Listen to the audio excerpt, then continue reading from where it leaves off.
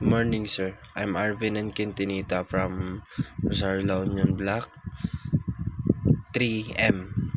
First question, template inheritance. Template inheritance in a Blade allows developer to design master layout, real-world application used to maintain consistent design header and footers.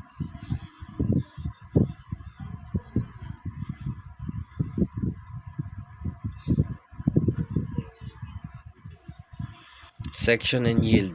Section and yield organize content inside Blade templates. Developer define areas in layout. Child views override, ensuring flexible, modular, maintainable page. Number 3. Control and structure. Blade control and structure used to simple, clean syntax for loop and condition. They eliminate clutter, improving readability compared with verbose raw PHP.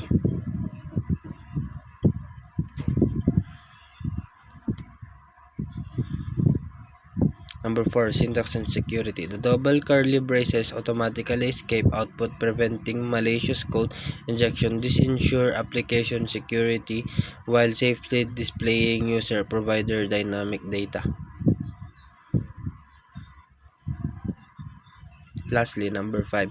Component and slot. Component and slot allows modular reusable UI parts. Developer design consistent button card layout once used throughout application view efficiently.